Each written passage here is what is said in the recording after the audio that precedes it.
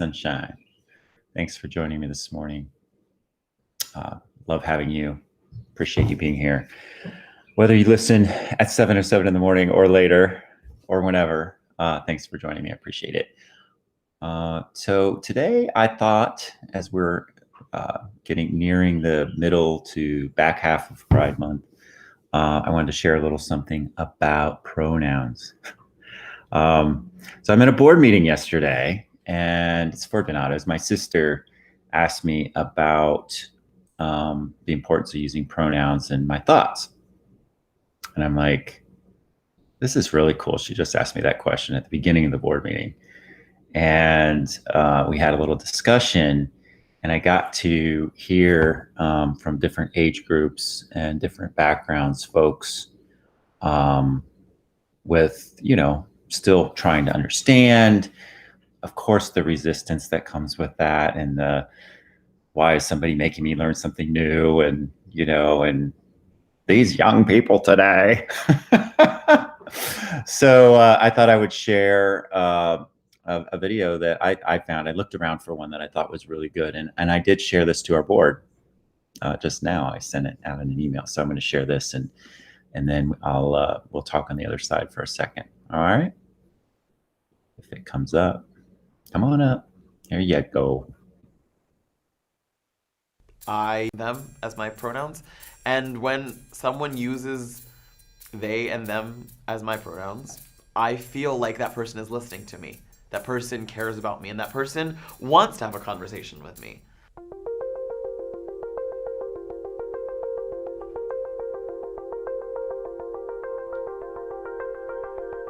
Pronouns are a fascinating part of modern culture. I don't think many people think about them very often until someone like myself or others say their pronouns. So when I introduce myself, I generally say, "Hi, my name's Sam Britton. I use they and them as my pronouns, and I serve as head of advocacy and government affairs for the Trevor Project." I give this before I even give my job because it's the important way that you're going to describe me. Not what I do, but who I am. And that respect for my gender is really, really important.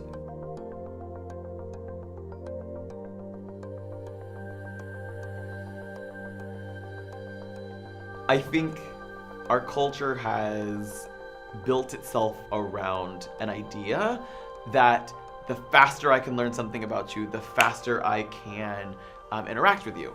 We are a system of speed. And pronouns sometimes slow that down, right? Like, the assumption makes things easier. We are, every single time we meet someone, immediately putting some type of judgment on them really quickly so we know how to interact with them. But that judgment could be wrong. And so I think the hard part is to change perspective.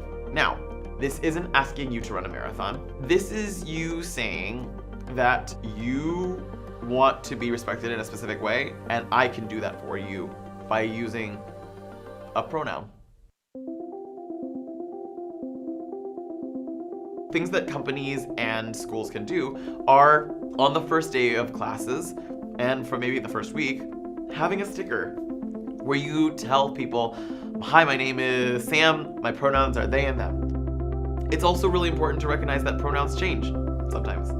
Many of us will not always have the same pronouns because our gender is changing or our gender realization has changed. I think that's really, really important for us to say that the flexibility of your personality should be something that we can respect, and the flexibility of your gender identity is something that we can respect. Pronouns are confusing. I'm not going to say that they're not.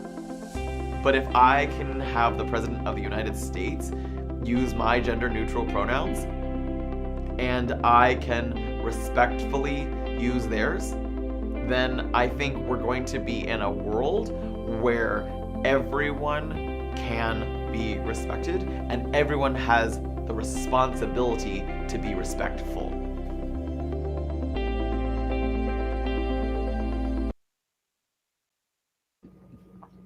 live in a world where everyone can be respected because we are worthy, we are deserving of respect and high regard simply because we exist. So simply to be respected. I know the president's address to Congress this year, he mentioned transgender folks, trans folks. And I remember the first time that a president mentioned gay folks. I remember how that felt. I'll never forget it. And, national TV. And then I got to hear President Bill Clinton in person at HRC dinner. And he mentioned, he just affirmed us. So being affirmed, being respected, it's kind of the least we can do, right? Starting with ourselves, understanding in our gut that we are worthy, we are deserving of respect and high regard simply because we exist, period. And then that self-worth, that self-respect. And Janetta Darna talked a lot about respect yesterday. She has a military background, and I loved her. I loved her sharing her values yesterday. But how important self-respect is, how important it is to feel respected, because we're worthy of it. That's my message today. That's what a little bit about what Pride is about too, is respecting ourselves, feeling respected. So think about this weekend. Think about how you're respecting yourself. Think about how you're respecting others. Think about the pronouns and how it might be pretty. It's really weird to change our thinking on pronouns because, again, it's just part of how we're wired, and using new pronouns like they, them, or Z, her, HIR, and you're like, what the hell is that?